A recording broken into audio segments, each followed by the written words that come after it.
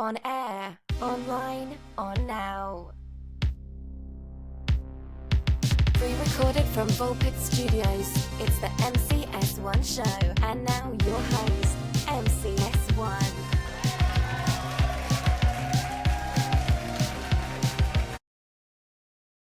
Okay, welcome. We are live pre-recorded. Yeah, this is interesting and new. For those that don't know me, which I think is like no one, because it's like, why are you subscribed to the show? Then I started this off great for like the first real episode that we've done in like since like 2019. So Oh, geez, yeah. yeah, it's been a while. So, anyways, welcome everyone. Welcome to the MCS1 show. I'm MCS1. I'm with my co-host, Caleb Hennon. Caleb, how are you? Dude, just living the dream, man. Just living the dream. This is so interesting. So for those who are listening to us on like Spotify, Apple Podcast, or wherever you get your podcasts from, we now have a YouTube channel just called the MCS1 show. And right now we're doing a video recording and we're seeing each other. And I'm not saying it's weird, but it's different. Definitely different because we, as I mentioned earlier, our like quote last show was in 2019, and that was pre-pandemic, before Zoom like rose to be the norm with video chats and things like that. And when we were recording our show remotely, we were using like Discord. And it was crazy. Like right before this show, Caleb was like, "What channel do I get in, man?" And I'm like, "No, we have something new now. We got a new toy to play with." The sad thing is, I think you mentioned that to me before, which just really shows how much I pay attention. It's totally fine. Yeah, totally, Mark. Totally, yeah, I get it. Jeez, I got it. Yeah. And then it's like the day comes, and I'm like, "So what am I doing?" Yeah, no, it's totally good. So anyway, first show in like probably like four and a quarter years or whatever.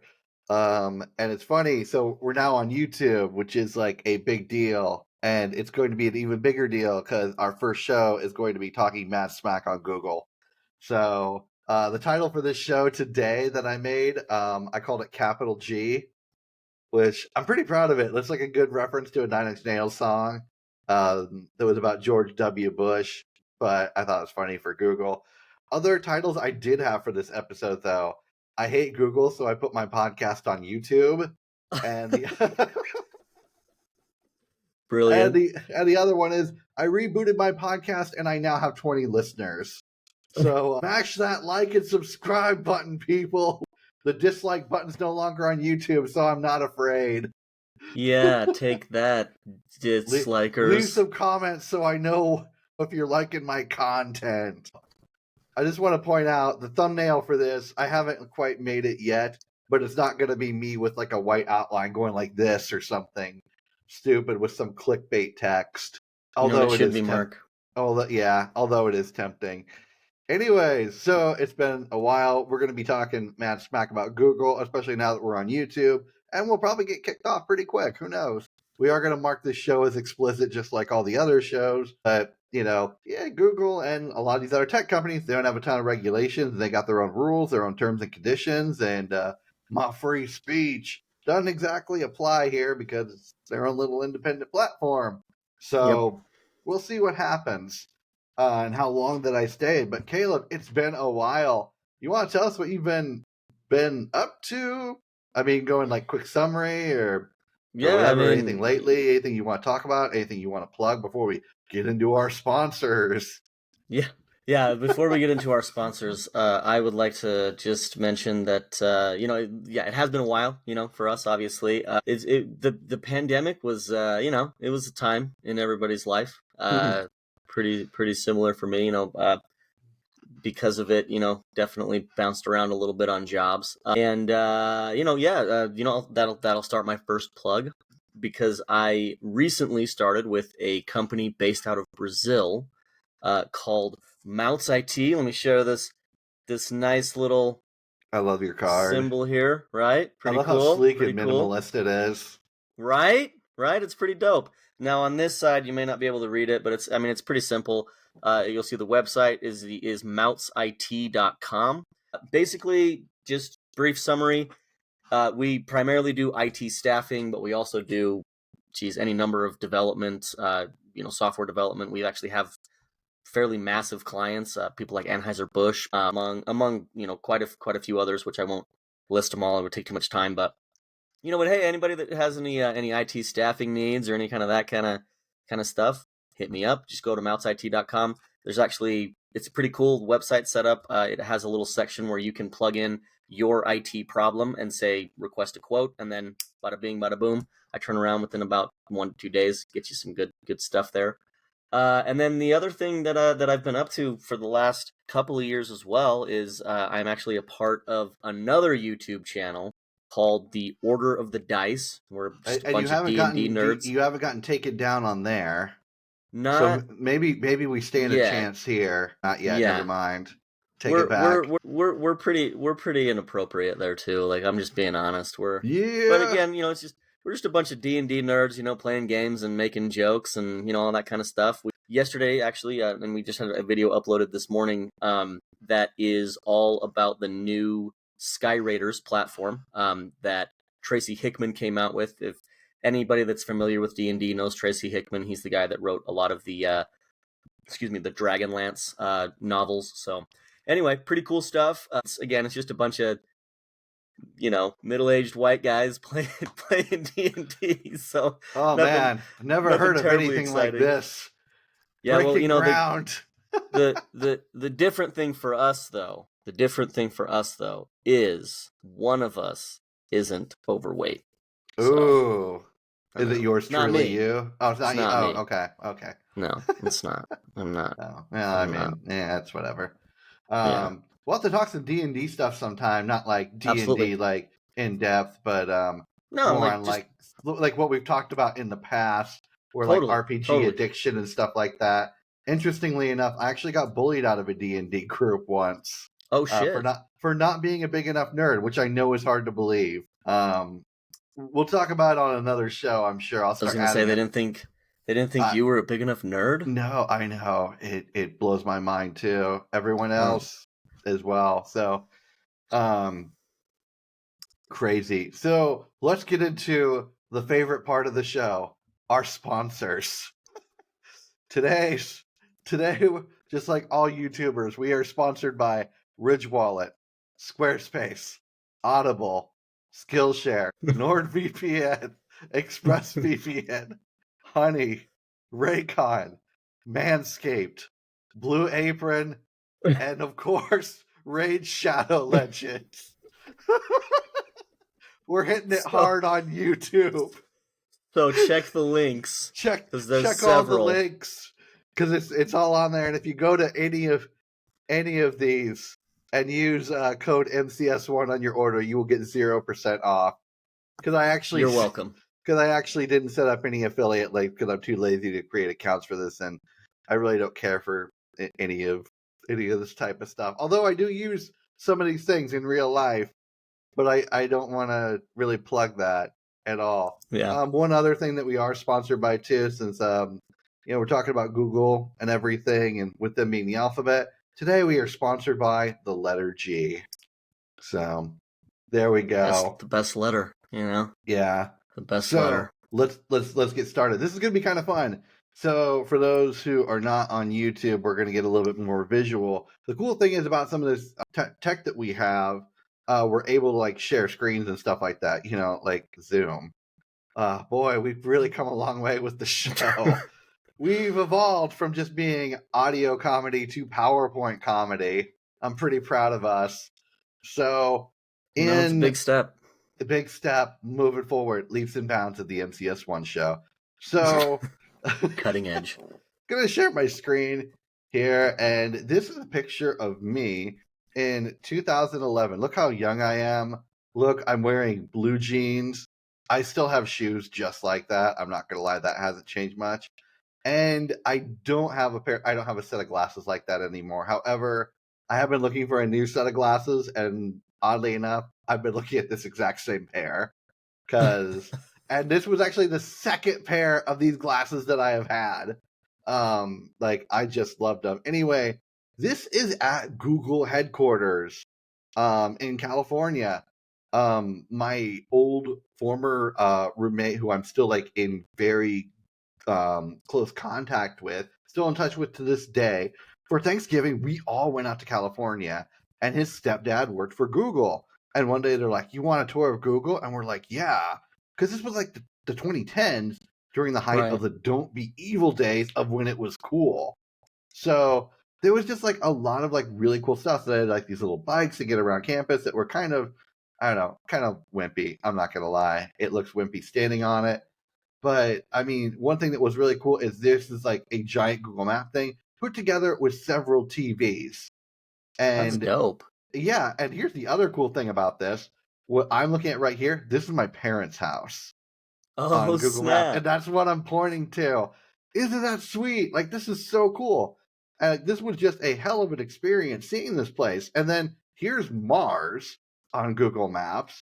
So this is kind of me on Mars. My parents' house is not pictured here, obviously. Oh, dang. I was going to And say. then, yeah, I know. And then, like, going through the campus, there was all this other cool stuff. Like, there was this, like, dinosaur skeleton. I don't know if this was real or not, but it was full of these plastic flamingos. It was the most random thing ever, but it was cool as hell. And I was like, okay, this is odd but interesting. Then it was like this Google voice phone with an old rotary phone. And then there was like the Google store, which was like really cool, full of just really weird, just Android type stuff. And then there was this bridge. I Like, forgot about the Android, like, I know guys. it's they've disappeared, man. It's kind of sad. Yeah. And I'm an And Android then guy, too, so I probably shouldn't have forgotten about them.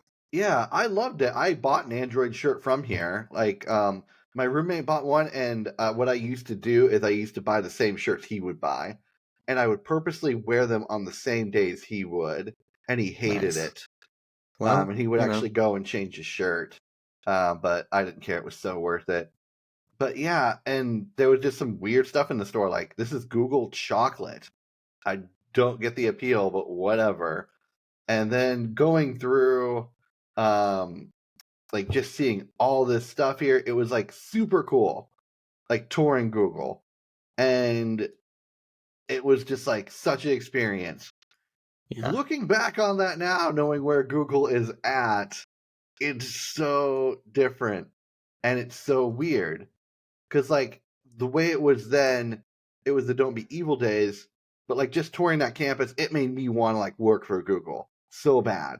And one of the things that my this is quite a stretch here.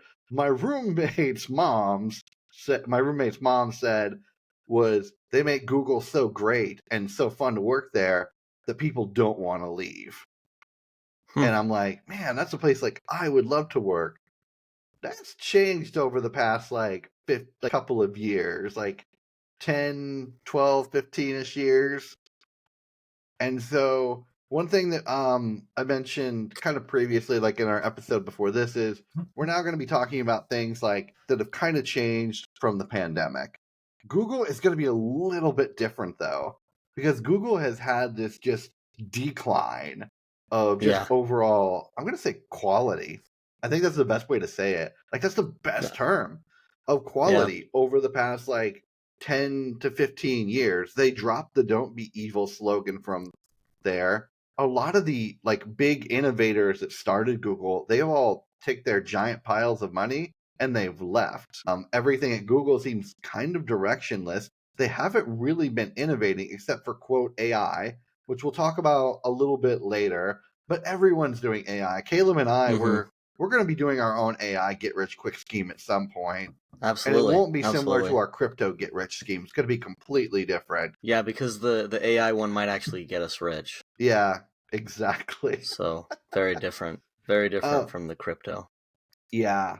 So it's just crazy to see like how much Google has changed, especially like for me, someone who's like taking this tour of everything and just seeing like what this place was. And something else that's like really odd about like Google's innovation is there hasn't been much over the past few years But not only has there haven't been much, but there's been a lot that's like dying or whatever. Google like kills its own projects constantly. So I'm gonna share. I'm gonna share my screen. I feel like I'm at a work meeting. Again, this is the website. This is killedby.tech, and on here it says I'm on the Google page, and this is a graveyard for discontinued products from Google. There's other things on here too. There's some from Apple. There's some from Microsoft, and then there's like another one too that's just other miscellaneous. But the crazy thing is, the main ones are Apple, Google, and Microsoft. Well, Apple and Microsoft, they do not nearly make up as much as the Google one. Apple is at 58, Microsoft is at 101, and Google is at a whopping 288. Apple and Microsoft combined times 2 is not nearly as bad as Google. So it's kind of crazy to like see this. And as I like scroll through this website, like this goes back a while too. Like on some of this stuff, like Google's been killing stuff since the start of the company. And I don't want to go through like all of these or whatever. There's just some that like really stuck out to me. Like Google Notebook, I remember using that in college. And then Google Notebook, it got rebranded eventually to Google Keep. Did you ever use that, Caleb? I don't Or were think you not big into so. Google in college? No, because when I was in college, I had a Microsoft license, so Oh, okay, got it. yeah, I mostly used because I mean I had it, so I was like, I'm not gonna Yeah, might as well use it. change. No, I get it. I got really big into Google during university. When I went to community college, I didn't really use Google. I don't really know what I used. I think for email, I used like Yahoo, to be honest. I was in the Yeah. Yahoo days, but since I lived in the I Midwest, definitely use Gmail. I will say that I definitely Yeah. use Gmail. I used Gmail right when I moved to Utah for university, Yeah. which was about 2010. And at that point, like when I moved to Utah, I took everything that I had that was like everything else. It was kind of just everywhere, to be honest. I think I was using, like, I don't know what notes I was using online. I think I was using OneNote online somewhere. And email, I think it was a Yahoo one. No, it wasn't Yahoo. It was Outlook or Hotmail.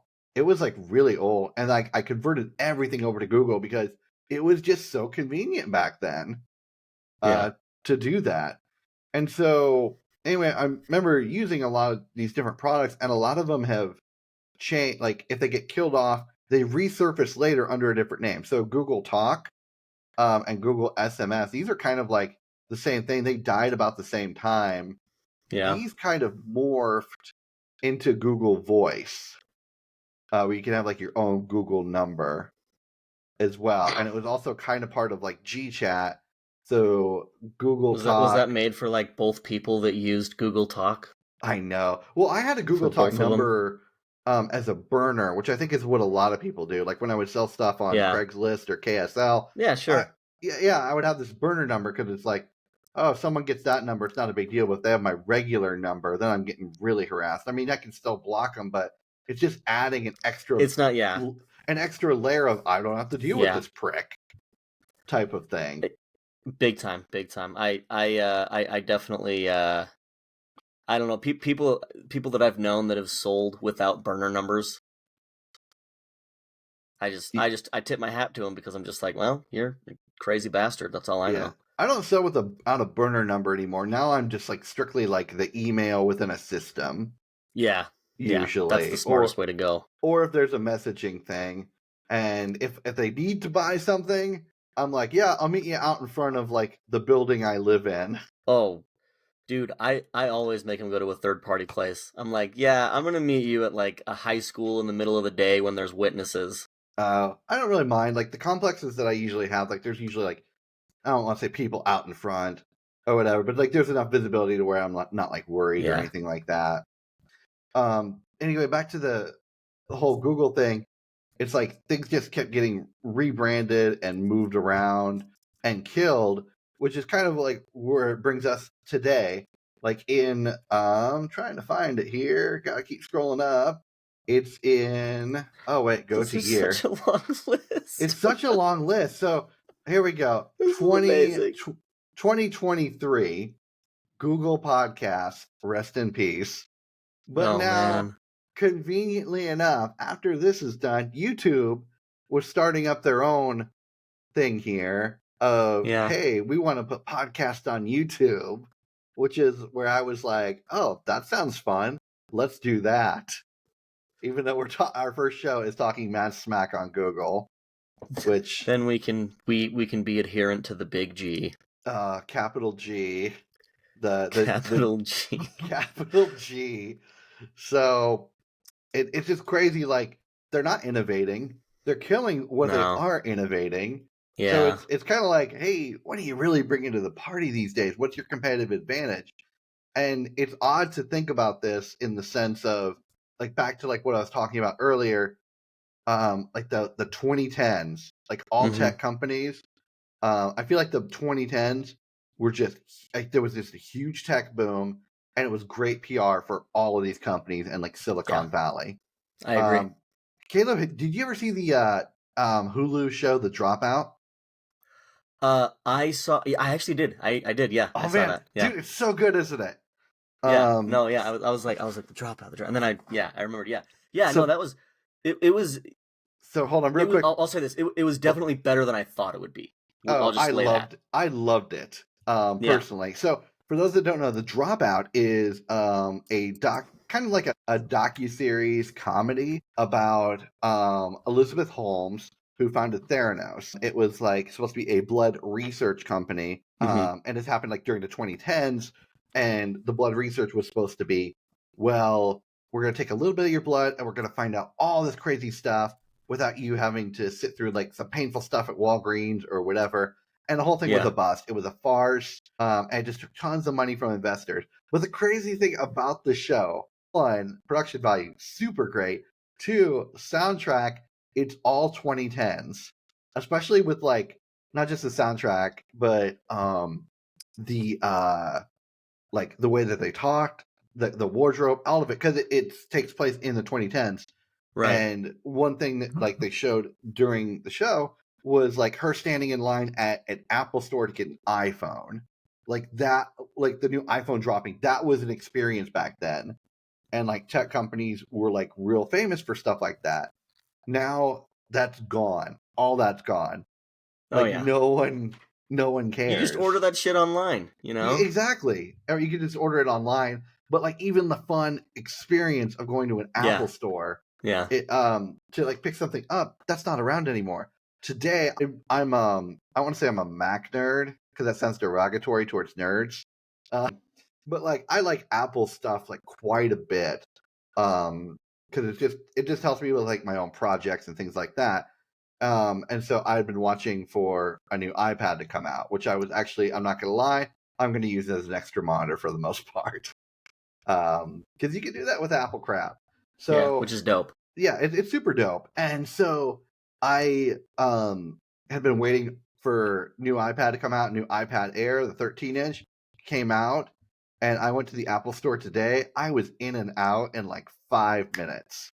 Like I went in, started playing with an iPad, waited for a nerd to come up to me, and they're like, "Got any questions?" I'm like, "Yeah.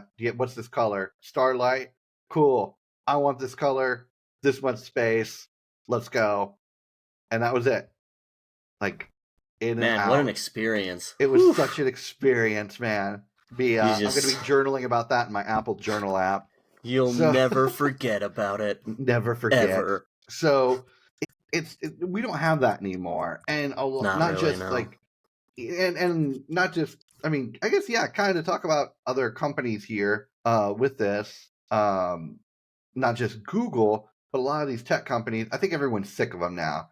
So these are referred to as the FAANG companies, FAANG. This is an acronym that takes like the big ones together.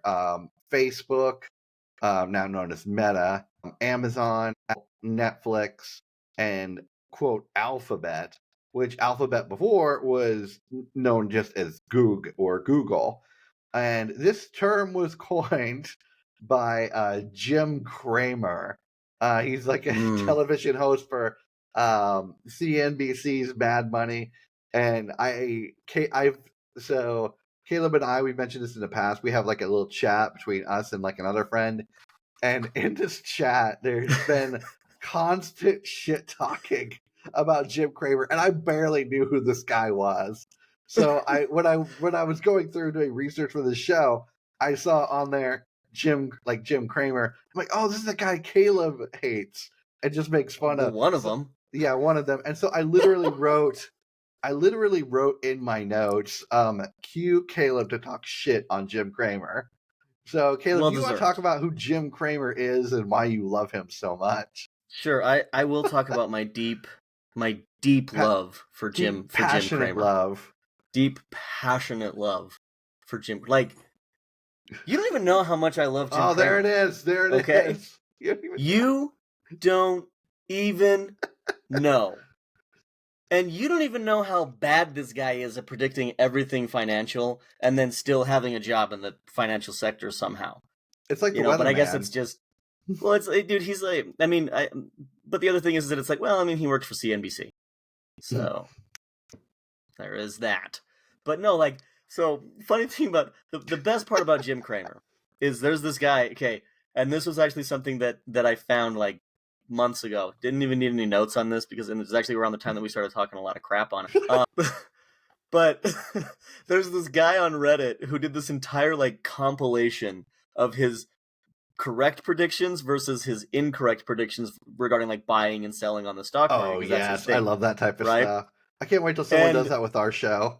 They're gonna be like, is show good? And then they're gonna be like, nah. It's gonna be a real short analysis, one word, nah. You don't even know. No, but like you don't even know how bad it is. But anyway, so he did this thing, and he was like, Jim Cramer is right. His closing line. I'll go through some of the other stuff first, but his closing line made me laugh so hard. He was like, Jim Cramer is right less times per day than a broken clock. Shit. And a broken clock, that's like, I hate the broken clock analogy. Oh, no, I do too. I do too. But it's hilarious to use it in that context. In that context, it's great. I hate hearing it because like I'll hear it from people that are trying to justify what I don't want to say influencer. I'm going to say, oh my gosh, I think I'll say political news outlet, or fringe person, particularly Alex Jones. I had a friend say, well, a broken clock's right twice a day, trying to justify Alex Jones's behavior and like how much he was correct. And I'm like, if this is where you get your information from, and like, you probably not want a broken clock. Yeah, with that ratio, it's like I really question what else you believe. It's he probably believes Jim Cramer. He might. Just throwing it out there. But yeah, like this guy. No, but it's so funny because he has this whole like deep analysis and like comparisons between Jim Cramer and he's like Jim Cramer's thing, his redeeming trait that people will tune into him for is that he's bombastic, he's loud, and he hits mugs with a baseball bat.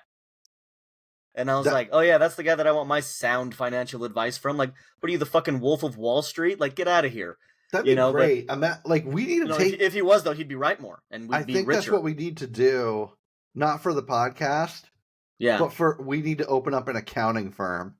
Dude, and then when just people hit mugs. walk in, we're just like, boom, in their face. Yeah, ready to go. And you want to make money? Buy crypto. Yeah, and we just start smashing mugs. Yeah, but anyway, with Jim Cramer, the funniest thing is that they were like, now if you want sound advice, I would highly suggest that you look at the S&P 500 because that's like a better index for like what's gonna good time to sell, what's a good time to buy, and all that. And I personally just feel like, getting on the stock market is just legalized gambling. That's pretty much my feelings on it anyway. I'll agree with you on that 100%. You're placing a bet about whether or not a company is going to do well. But that's what you're doing. It's like it's a horse race. I wonder if we could do that, but with people. I think Bob's going to make it this year. Yeah. He's going to do really well. It's not like I was betting on him to like potentially if he's Bob's depressed 401k and he's like go up or down this year. Let's see. Oh. No, that's not the direction I wanted to go with that. Not what I wanted. No, but they were like, yeah, you can listen to the S&P 500 index, which is generally more sound, or just some bum on the street. He'll probably give you better advice than Jim Cramer. And I was like, wow, this guy hates him more than I do. But will the bum smash a coffee mug with a baseball bat? Give him a quarter, he probably would. I give him a full like $5 if I could film it, and we'll just use that clip over and over. Yeah, just smashing a mug. But anyway, yeah, I mean, Jim Cramer, I do have to give him credit though. FANG is a dang cool acronym. It is kind of cool in a way. I'll give him credit. I feel like someone else I feel like someone else came up with it. Well, they sure did. He took credit. Like it was someone on his staff. Yeah. Someone in the writer's room who's just like sitting there and like, FANG, what do you think, Jim? And he's like, that's amazing. I'm going to take your coffee mug and go smash it now. And he's like, I'm drinking out of this. And he's like, I don't care. Now, so if Facebook is Meta and Google is Alphabet, now the acronym is META. Ugh. Doesn't sound nearly as cool. And I guess it's good for nerds. I mean, if it was a coffee mug, I definitely would want to smash it. That's for sure. I'd smash that Mana mug so hard. Yeah, so I don't want to get too off topic. So side note, when I used to live in LA, a couple people that I knew, there was one night, they lived in like, gosh, where'd they live? It wasn't like Compton. It was like it was a little west of it. And I can't remember like where it was. And one night they just heard like it's crazy, like just loud, like bashing in their parking garage. Dang. And then they went out the next day and they found an aluminum baseball bat like next to a column of concrete, and it was like a little bit of concrete next to it. So someone just like took it, got mad or cracked out, I don't know, and was just like whacking this column with this baseball bat, and then just left it there. Probably Jim Cramer. Probably Jim Cramer. He's like, early days of Jim Cramer. He's like, it's not a mug, but it'll do. Or maybe it was before he decided mugs were better to be smashed than concrete pillars. And so they took this bat and they actually put a sticker on it, and they named it the Chronic Bomb, which was super dope. And somehow I ended up like inheriting this from them, and I had it for a couple of months, and then I passed it on to a couple more friends when I left LA. But yeah, when I think of baseball bats, nothing will ever the Chronic Bomb will ever surpass the Chronic Bomb for me. Which, ironically, would be a good name for all of Jim Cramer's financial advice. The Chronic Bomb. We're coming full circle. So back to Google with the circle and everything and the tech companies. One thing that I think people have kind of figured out, like not just with Google, but especially with Facebook, is like, okay, these things are free. And everyone's like, sweet, I don't have to pay for these. Because forever, Microsoft was charging for all this type of crap. Like Caleb, you mentioned in college, you had a Microsoft license. Why not use that? Right. And for me in college, I'm like, well, I can get pretty much most of the function from a Microsoft license out of the Google Suite, out of G Suite. Yeah, and you could for free, which is ridiculous. It's not nearly as in depth as Microsoft stuff. No. Not even close. But good enough for college. But it got the job done. Exactly. Good enough for college. The good old college try, meaning I'm going to use it once and then I'm going to quit because it was too hard. So that is the old college try. The old college try. So one thing about those products, though, like with Google and Facebook and people not having to pay for them, and this is just a saying, and this is not anything new, it's been around for a while, it's if you are not paying for the product, you are the product. Right. Meaning, if you're using their product, they're taking their data, they're taking your data, and they're using it to basically create advertising modules for you, targeted ads with keywords based on lots of different things that you look up, your location. I mean, it's crazy the type of specific data that they can still pull on you through here, but no one seems to be like really worried about that. I don't know why, if we just become numb to it, or if it's the I don't have anything to hide crowd has just gotten more vocal on this. And it's like me personally, it's like, yeah, I don't have anything to hide, but I'd rather you don't know, because most people are just judgmental pricks. And also, I'm a relatively private person, when it comes to a lot of stuff. I say that as I'm on a video on YouTube. On a But public podcast. but you know what I mean though? It's like Let me I read don't off your generally go address out real and quick for the viewers at yeah, home. go ahead. Do you want me to send you a pin? I'll send you a pin. Yeah, send me a pin that we can put in the show notes. Next to all 20 of our sponsors. Caleb's home address will be right below the letter G. Right below the letter G, everybody. Right below the capital G.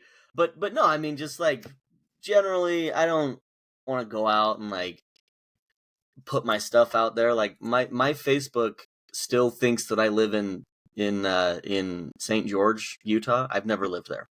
Crazy. What's really interesting as well. So I have a couple things with this whole data thing.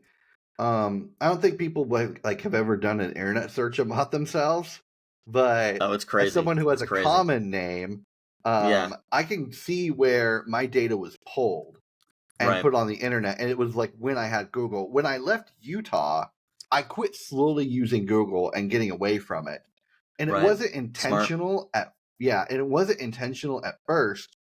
But I was basically trying to kind of like when I moved to Utah, I just took all my email addresses, I moved everything into Google. Then I was like, well, I was living in a couple different ecosystems at this point. Like I had some Microsoft stuff, like towards leaving Utah. I had a Gmail account, and I had some Apple stuff too, like iCloud. And I was trying to consolidate down to just have like one email. I didn't want all this extra stuff. And I ended up going with iCloud and Apple, mostly because it was the hardest to get rid of and consolidate into other things. Yeah. So I'm like, congratulations, true. Apple, for being stubborn, and now they've kept me as a customer. I don't think that's a good lesson or a great takeaway from this show, but it worked. I'm a little bummed, but at the same time, it's like, I still like Apple stuff. So, and I was willing to make that choice rather than delete my iCloud. But when I go back and I look at myself on like a search, and I can see my data from where I used to live, it's all places that like I had a Google account.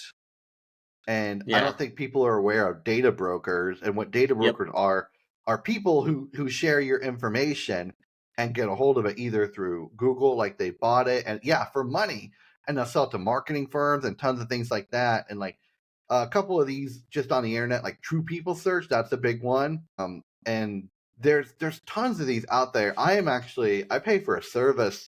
I pay about a little over, honestly, $100 a year just to have that stuff removed from the internet and scrubbed, because these companies, they won't remove it unless you reach out to them. But there's hundreds of them. So I go in and I put in my information, I go and I have it removed. And to the people who are like, well, I got nothing to hide, and that crowd, it's like, you've never had a stalker, have you?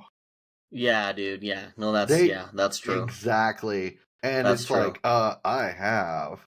And it sucks.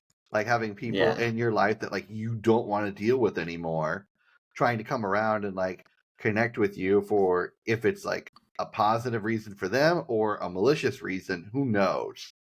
And if that information is like out on the net, it's like you're still gonna deal with these crazy people. Unfortunately, like that's just the reality of it. Yeah. And I don't think people like have considered that because they haven't had to experience it. It's probably something I wouldn't really consider, but since I've experienced it, it's like great. And that's another reason like I have no social media anymore except LinkedIn, which we're going to be doing another show about LinkedIn in probably a couple of weeks. I got some good stuff on that. Caleb and I have been hating on LinkedIn. What'd you say? I can't wait for that one. Yeah, Caleb and I have been hating on LinkedIn for years. I want to get rid of it, but I have my reasons for keeping it, so I do, and I'll talk about those on the show. But Same. And then I think if you count Reddit, I technically have social media there, but that's like anonymous. But Reddit's more anonymous, like. And I mostly use it to look up memes, to be honest. And I'm pretty sure Reddit's siphoning my data. What do you say, Caleb? Not for. Nope, never mind. We'll leave. Okay. Anyway, mostly just stupid memes, which a lot of them, Caleb and I, we share about these ones a lot. Caleb and I are big Simpsons fans, like not Simpsons now, but like the first like 10 seasons, like everyone else. The greatest Especially 10 around seasons. the golden years. Yeah, so, back in my day, The Simpsons was funny. Okay, Yeah. Grandpa, like... Exactly. They start calling us boomers, but one thing they Okay, boomer. oh, Like, but ah. one thing that Caleb and I have in common with our Reddit threads is we're both in the something called Simpsons shit posting, where people are just taking current events and like basically news Right. and posting it in the form of Simpsons episode memes. And I hate to admit this, but that's kind of how, at least for me, I don't know about Caleb, but that's usually how I find out about news most of the time first, is from these damn memes. I mean, are there other sources? I mean, probably, but I don't want. But they're not as reliable. I'm not They're going not to as reliable. I'm not going to plug those on this show. But back to data being sold and things like that, Google. So a long time ago, this was my job before I left Utah. I was the general manager of a small marketing firm. And it was not a fun time of my life. I did an internship there for quite a while, and then I ended up going back to work there a few years later, thinking it would be different. It was not. It was actually way worse. But it was just really soulless because it was marketing, and it was just terrible. And I've worked with some terrible companies and people like over the years as well. And I'm not here to plug any of that at the moment. By the way, I still am working on my Working with Idiots book. One day I'll have it finished. That's one thing I have been working on in the past 4.5 years. But not to get too off topic with the marketing firm I was at, but the owner of it, he was a big Tim Ferriss fan. For those that don't know, Tim Ferriss is the person who wrote the 4-Hour Work Week. And that it's the 4-Hour Work Week was a book that came out like maybe 20 years ago, and had some kind of insightful ways to like work remote and not work a ton. It was never really about working like a quote 4 hours. It was just to be a lot less and travel while you're young and things like that. And in short, basically, the owner of this company like copied everything that Tim Ferriss did from for his marketing firm, even down to like the colors of like things that he was building, like color schemes, branding. It was nuts. It was super hardcore. And he also loved Google. So putting these two things together, it was just like really insufferable and painful to hear about. But he would talk about just like how much he loved Google and things like that. And when he would talk to clients and bring them in, and he would talk about like keywords, SEO, and stuff like that, which we're going to be running through in a little bit. He made it sound like so like appealing and great for businesses, but in reality, it's like, okay, it's kind of great for businesses, but like when it's targeting through people, through like these targeted ads and their data that they have, it's actually quite malicious. But just like also kind of give like a little bit more further context about this marketing firm as well. One thing that they would do was they would use a lot of rage bait on some of their like they were running like several different Facebook pages, and one of them was just like a conservative one for capitalism. It was like weird, and what they would do was they would post things like Obama's going to take your guns. Sign up here to make sure this does not happen. And so, right, it's definitely not sensationalism. No, and so people would sign up, and then they would take that data, and then they would sell it to the NRA, which is just nuts. Like that's just like the type of stuff that they would do personally at this marketing firm. So I've talked about SEO a little bit, but I haven't really gotten into it much. So let's talk about this now and how this relates to Google. So SEO is short for search engine optimization. And what that is basically trying to make your website appear to as many people as possible.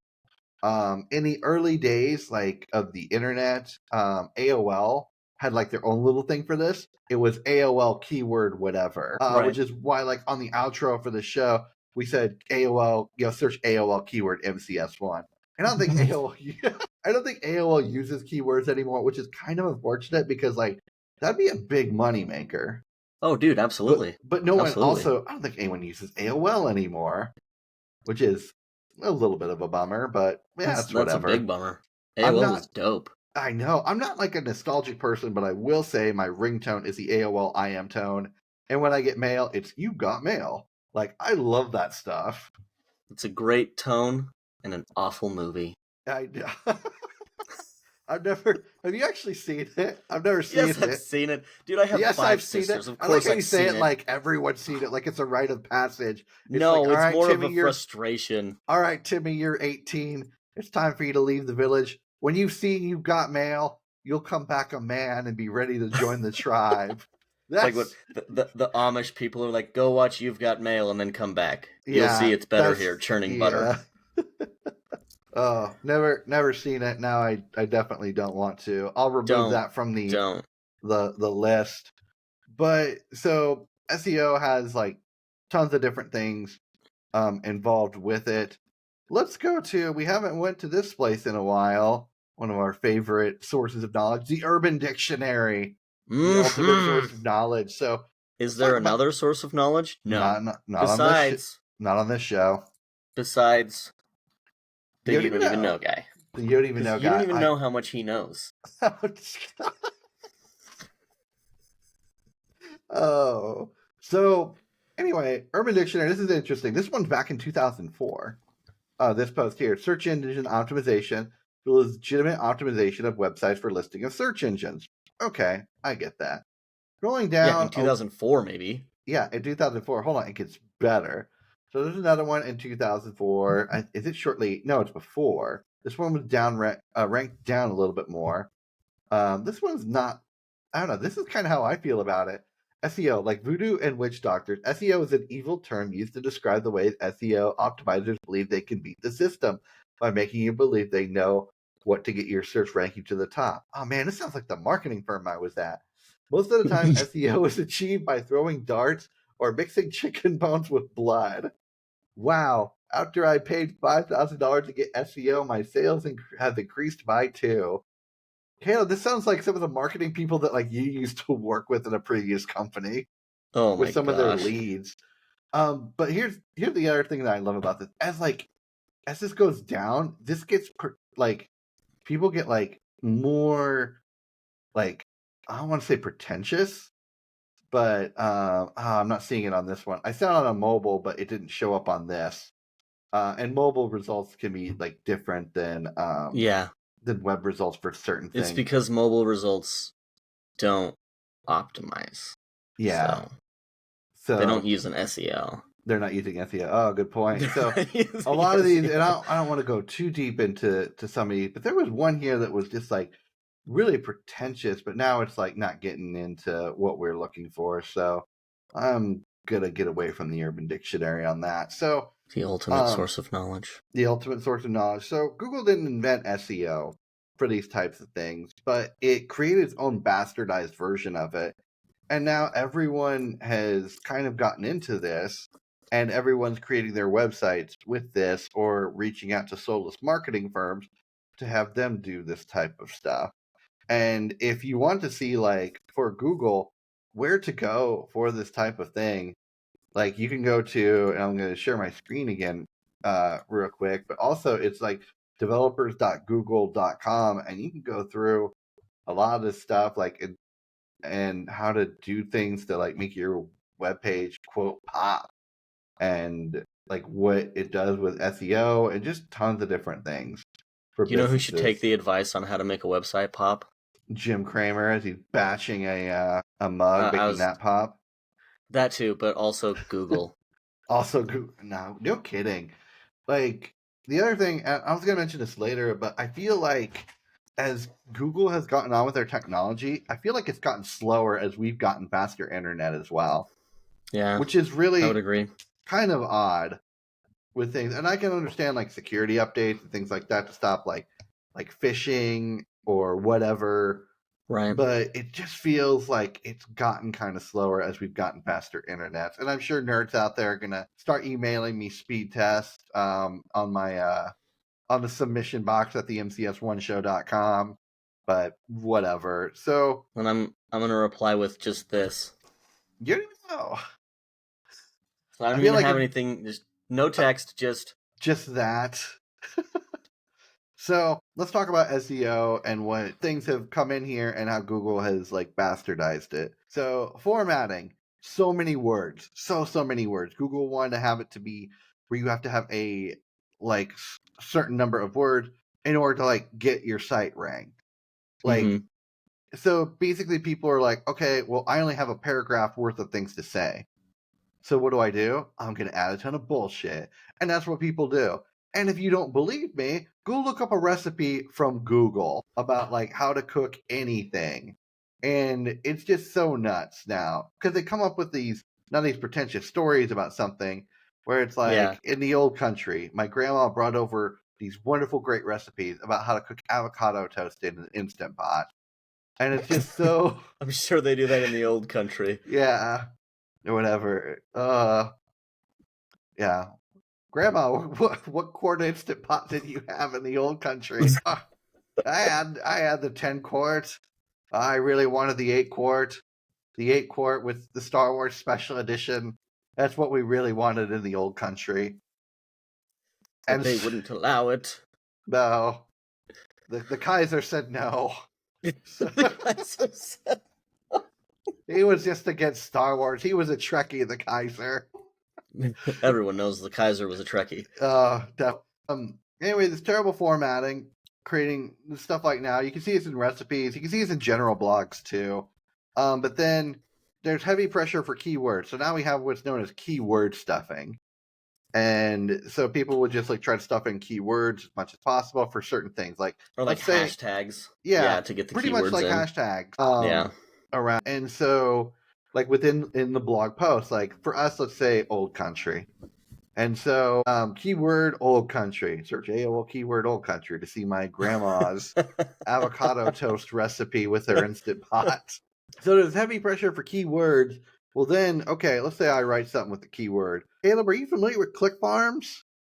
Yes, I am. Man, terrible, huh? So for those that don't know, you don't even know, click farms are basically farms in other countries that have employees that work for them that after a keyword is put out or a hashtag, they're going to Google and they're typing in this keyword, and whatever page it appears on, whether it's page like 3 or 4 or 3 or 4,000, they go and they click that term and then they try to bump it up into Google's ranking. Yep. So the marketing firm that I was at and a lot of other places, they still utilize click farms and they act like it's natural SEO, but really it's not. It's a lot of people just use the click farm still.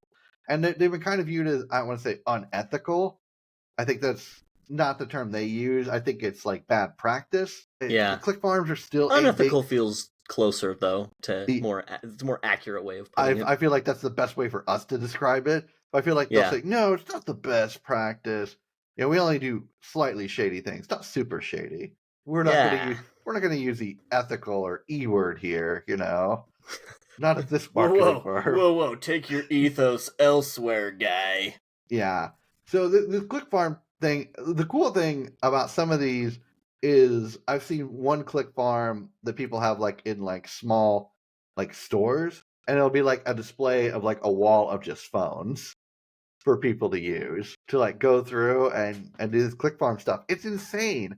And there's like whole like call centers dedicated to this stuff. Yep.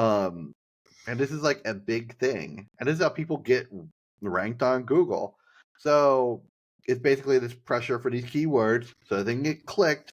So they're outsourced to click farms to get ranked. But then another thing is like, well, we got to have interaction. So we got to have comments. It's all about the comments. Be sure to leave a comment and like and subscribe here as well, guys. So I know that you listen to this episode. Put a comment saying I didn't listen to this episode in the comments. I didn't want to listen to this. TLDR. TLDR. So the comments. This is the big one now. It's like, okay, you're getting interaction from people, so it's getting bumped up. Well, comments are fake. You can buy comments. People know this. I don't think this is like any big news. That like you can buy comments, you can buy reviews, things like that. You can buy anything in this world with money. It's pretty nuts. But anyway, Caleb and I were talking before the show, going over some of this stuff. There's one thing that's really interesting with some of these comments, and it's called the dead internet theory. And Caleb didn't know about this until I brought this up. And the dead internet theory is basically half the internet is dead, at least half, and it's all bots. And these bots are like what are leaving the comments now. Yeah, which is that's super interesting. I believe it. I totally believe it. But that's crazy. And it's a theory. It's not. We don't know if it's true, and it's probably hard to gauge. I mean, it kind of makes a little bit of sense. Or it's interesting because you think like when Twitter was being acquired by Elon Musk to later become X, he said 1/3 of the site was filled with bots, and it's like that was probably one of the true things he's actually said in his life, because with dead internet theory, that does make sense. But if you think about like Facebook, for example, we're all familiar with Facebook, fake news, and everything like that. And like bots and stuff and that type of stuff on there. I'm pretty sure that like it's pretty rampant. Dead internet theory. There's a lot of evidence for it just by going on some of these social media sites, and it kind of makes me like with these fake comments as well. When I'm going through, like I mentioned, I'm big into, like, I don't want to say I'm big into Reddit, but like I totally am, just for the memes, to be honest. But the best part I do love about Simpsons shitposting is not just the memes itself, but the comments that relate to the memes. Like normally those are pretty top tier. And if a bot made those, very impressive bot. But if I'm looking on something, I'd like to party with that bot. I would party with that bot. I party with that bot and Megalodon, the missing shark. There we go. So that sounds amazing. Anyway, pressure to have comments. There we go. From the dead internet theory. So now bots out there. So now it's just bots out there. It's like, okay, so who's really interacting with these websites? Right. And then the other thing as well is clickbait and low quality content. This one was my favorite. So since we brought the show back, I've been going through and taking our old shows and putting up show notes and links and just making them a lot better, like using AI. That way people are like, oh, I want to hear about this certain section of the podcast. Boom, they can click that. It's basically a modern feature we didn't have because our podcast has been running since 2012, 2011, Caleb? Oh, geez, yeah, it's been a while. Off and on. Yeah, seriously. Okay, boomer. So... Back in the good old days of 2011. Of podcasting... The Kaiser didn't like us using Google Podcasts, so we shut it down. Made it into YouTube the Kaiser podcast. Said no. So I've been going through doing these AI show notes, and Caleb and I were, I don't know, it was just kind of odd. We were talking about very early days of the internet, like the MCS1 show in like the early 2010s. It was like a time capsule of like early days of like the internet, like not like blowing up because they already blown up. And we're talking about like the social and cultural impact of things.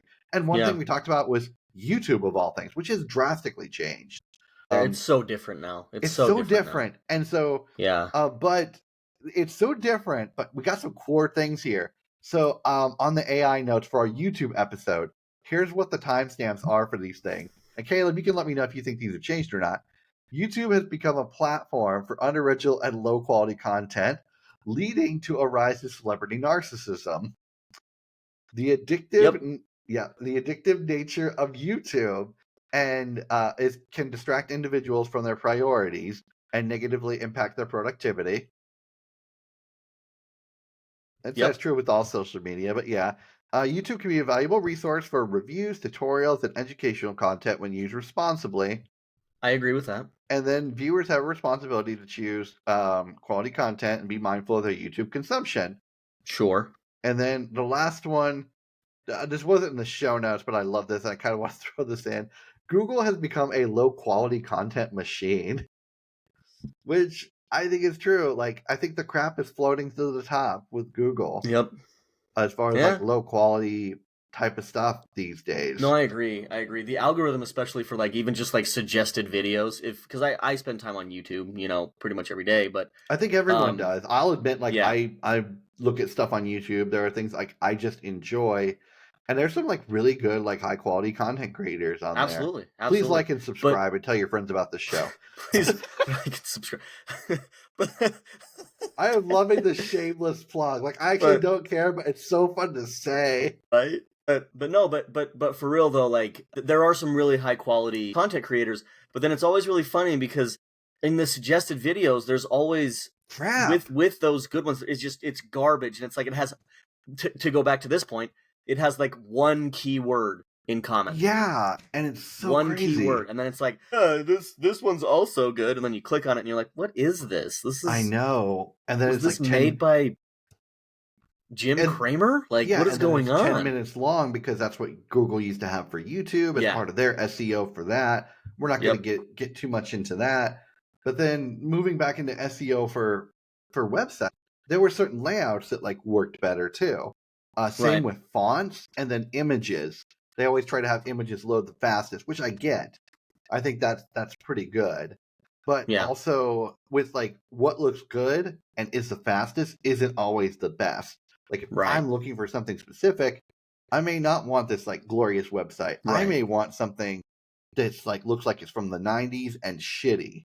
Side note, the MCS1show.com, I'm actually talking with a friend right now. She works as a website designer, UI UX, extremely professional. We're actually talking about making the MCS1 show a 90s style website and making it look shitty.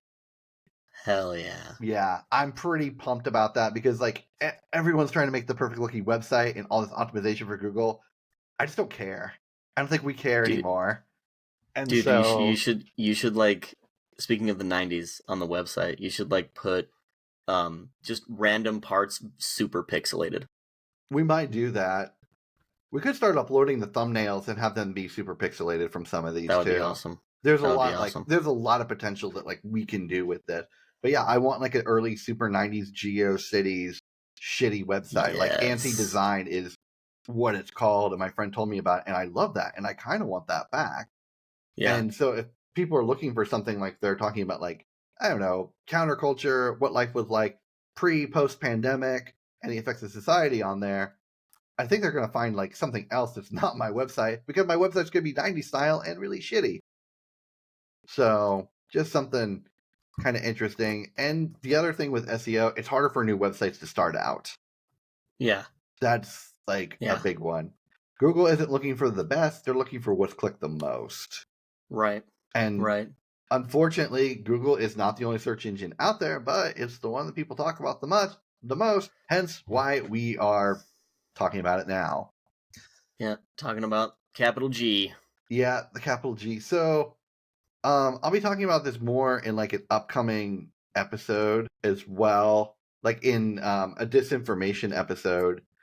But I have a former friend who was basically upset like about results being skewed for Google. And what they were doing was it was during like February for Black History Month. And they were upset that like when they would search inventors, that only Black inventors were coming up. And it's like, okay, well, this was during February, during Black History Month. So obviously it's going to happen for like what's getting clicks and things are getting changed. But he was upset about that because he was white and there were no white reviews coming up. And so he was trying to prove his point for this while he was swerving on the freeway. Good Lord. With his phone. And it's like, is this really the point to prove this now? But it's absurd because this is what people think how the internet works. And also he was mad that a couple white inventors did come up, but they did come up because he was searching on his phone, and when he originally searched it, he did it on his computer. And so SEO results will vary from devices, from phone to computer, yeah, 100%. To mobile. It's just how it goes. And lastly, with SEO, the algorithm will be changed regularly by Google about what they're ranking for importance. Which, okay, that's what gets to the top. So at any time, these like arbitrary standards can kind of change. So why am I crapping on SEO and Google so much? And this is what I'm building up to right now. I'm sure Caleb's tired of me listening to me on this, but the big thing on this is I've been building up towards something called AI.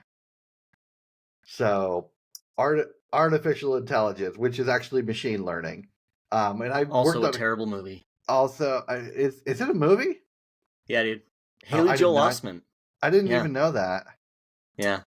Okay. Yeah. Haley so, Joel Osment plays a robot. It's terrible. Interesting. Okay, so back to machine learning, AI, ChatGPT. So machine learning has been around for like quite a while. I've worked on tech projects that have machine learning as well.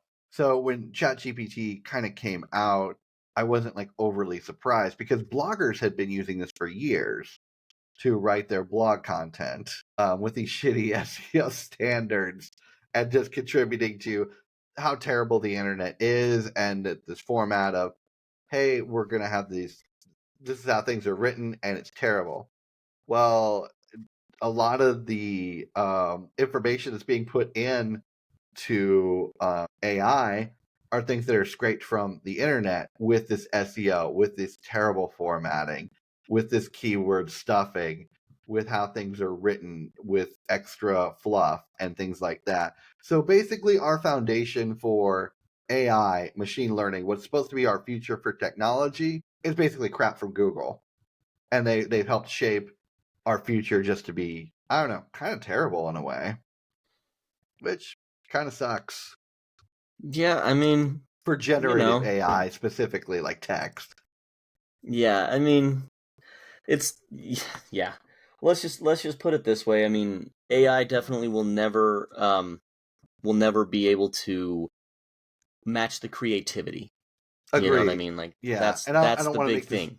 and I don't want to make this an AI discussion by any No, means. no, But no. But yeah, just but as a like, thought. but the foundation of this, if it's being made on something that's just like terrible from a company that's no longer innovating, and Right. Google is trying to make their own AI, but right now it cannot compete with ChatGPT, which Yeah. is also absurd and kind of the nail in the coffin, to be honest. Dude, honestly though, I kind of love ChatGPT for not for like a useful tool to me, but for it's stupid kind of stuff, it's and dude, like yeah, it's the and fun best. thing, and that's what we're good. That's what we use it for on this show.